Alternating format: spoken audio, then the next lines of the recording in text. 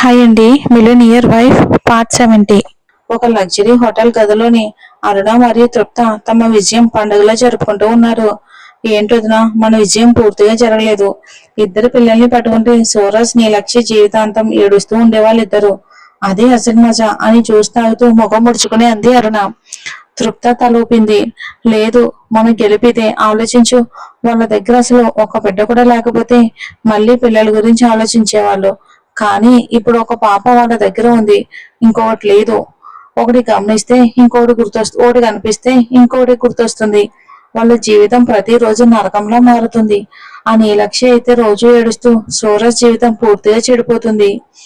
Wow వదిన, మీ plan అద్భుతం. మీలాంటి ప్లాన్ ఎవరూ వేయలేరు.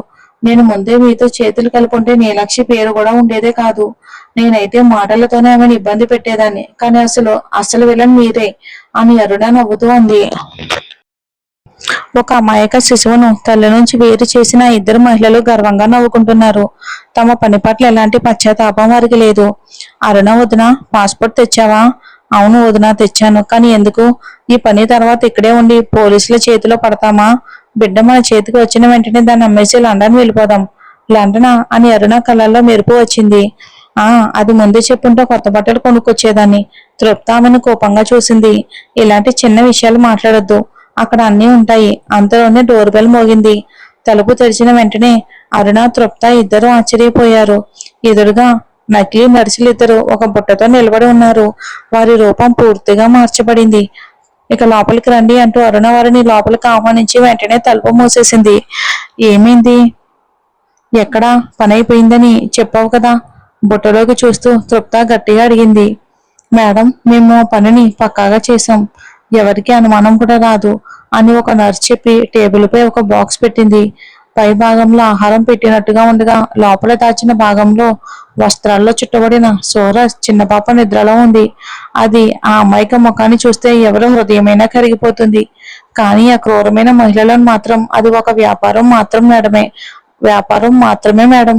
దీనికి చిన్న మొత్తు కూడా ఇచ్చాము, అందుకే ఏడవదు. కొద్దిసేపట్లో మేలుకుంటుంది.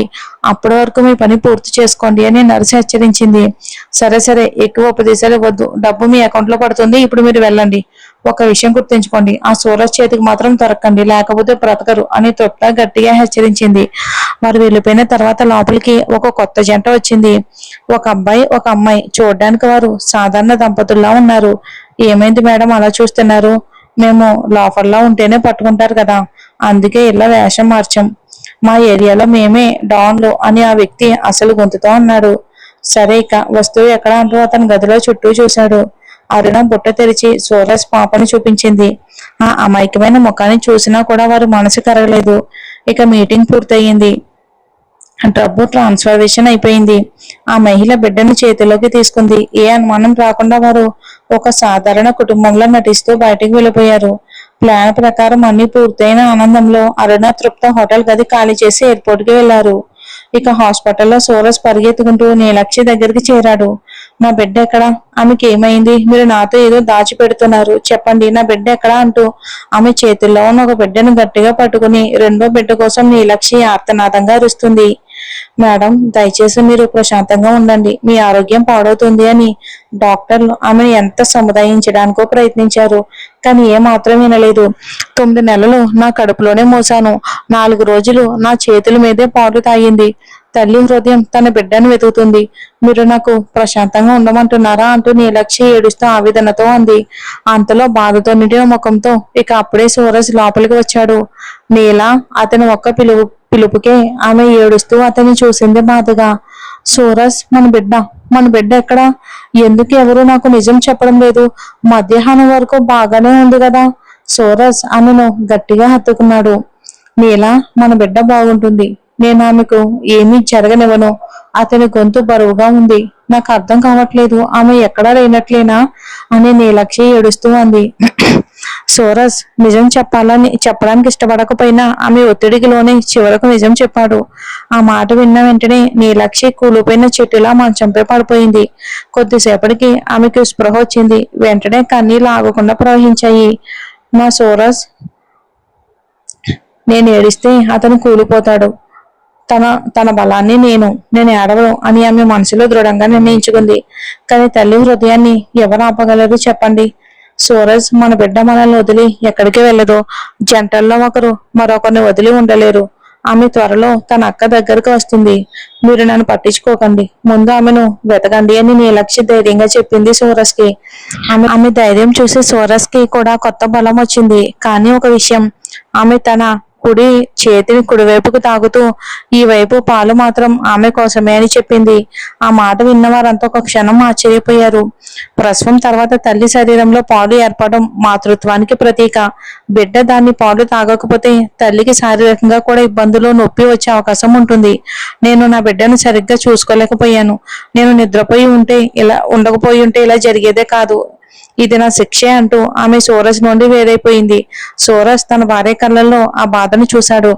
ఇక నా ఇద్దరు పిల్లల్ని ఏం జరగనివ్వను, నేను ఆమెను తప్పకుండా వెతికి తీసుకొస్తాను అని తనకు తానే ప్రతిజ్ఞ చేసుకుని అతను పిచ్చివాడిలా బయటికి పరిగెత్తాడు. సూరజ్ హాస్పిటల్ కింద అంతస్తుకు వచ్చాడు. అతని ఎదురుగా నగర ప్రధాన అధికారులు, హాస్పిటల్ యాజమాన్యం అందరూ నిలబడి ఉన్నారు. అలాగే అతనికి రహస్యంగా సహాయం చేస్తున్న వ్యక్తులు. కార్తీక్ కూడా అక్కడికే వచ్చాడు. సూరజ్ ఒక సింహంలో ముందుకు వచ్చి నిలబడ్డాడు. మిస్టర్ సూరజ్, ఆ ఇద్దరు మహిళలను పట్టుకునే ఆదేశాలు జారీ అయ్యాయి. మీ బిడ్డను వెతికేందుకు ప్రత్యేక బృందాన్ని ఏర్పాటు చేసి సెర్చ్ ఆపరేషన్ ప్రారంభించామని పోలీస్ అధికారి వినయంగా చెప్పాడు. అప్పుడు వెనక నుంచి ఒక గొంతు వినిపించింది. అందరి చూపు అక్కడికే తిరిగింది. అనన్య తండ్రి మహేంద్ర కొంత సంకోచంతో అక్కడే నిలబడి ఉన్నాడు. ఇతను ఇక్కడికి ఎందుకు వచ్చాడు అని కార్తీక్ మెల్లగా సూరజ్ దగ్గరికి వచ్చి అన్నాడు. బాస్, బహుశా నీలక్షిని చూడడానికి వచ్చి ఉంటారు. నేను వెళ్ళి రూమ్ నెంబర్ చెప్తాను. సూరజ్ అతన్ని కోపంగా చూశాడు. ఆ చూపుకే కార్తీక్ భయపడి, బాస్, ఇప్పుడు ఆయన మారిపోయారు, చాలా మారిపోయారు అని చెప్పి మహేంద్ర దగ్గరికి వెళ్ళాడు. కార్తీక్ మాట్లాడక ముందే మహేంద్ర చెప్పాడు. నాకు వెంటనే సూరజ్ ను కలవాలి, ఒక ముఖ్యమైన విషయం చెప్పాలి.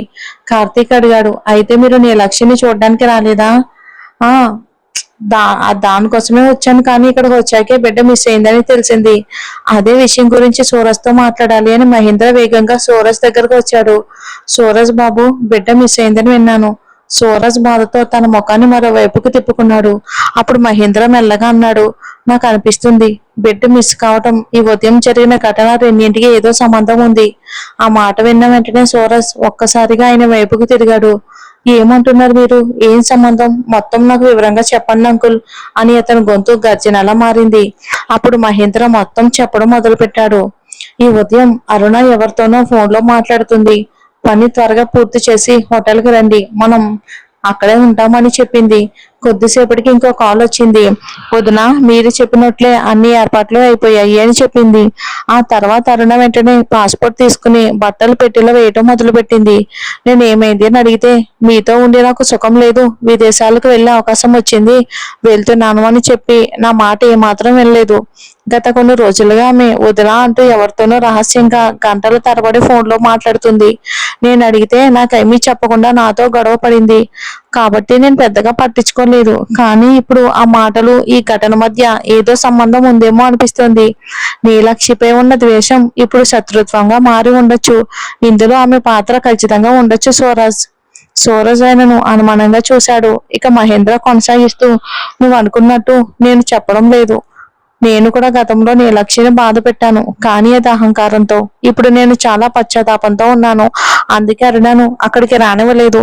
నేను నీలక్షికి క్షమాపణ చెప్పాలని, నా మనవరాలను చూడాలని వచ్చాను సూరజ్. అతను చేతులు జోడించి, అరుణ తప్పు చేసింది అని నేను చెప్పడం లేదు, కానీ అవకాశం ఉంది. నేను వెళ్తాను, ఇంకొకసారి నా మనవరాలను చూడడానికి వస్తాను అని వెళ్ళిపోయాడు. అతను వెళ్ళిన వెంటనే సూరజ్ మనసులో ఆలోచనలు వేగంగా తిరిగాయి. అతను వెంటనే యాక్షన్లోకి వచ్చాడు. అంకుల్, మీరు ఆ హోటల్కి వెళ్ళండి, వాళ్ళు అక్కడ ఉన్నారో లేదో తెలుసుకోండి, ఎవరు కలిసారు, ఏం జరిగింది అన్న సమాచారం తీసుకోండి, ఫోటో ఏదైనా దొరికితే వెంటనే నాకు పంపండి అని పోలీస్ అధికారికి ఆదేశించాడు. కార్తీక్, మనం ఇప్పుడు ఎయిర్పోర్ట్కి వెళ్ళాలి, అక్కడ నుంచి ఎన్ని ఫ్లైట్లు టేకాఫ్ అవుతున్నాయో, ఏ ఏ దేశాలకు వెళ్తున్నాయో తెలుసుకో. సూరజ్ వేగంగా ముందుకు కదులుతూ ఉండగా కార్తీక్ అతని మనుషులు కూడా పరిగెత్తారు.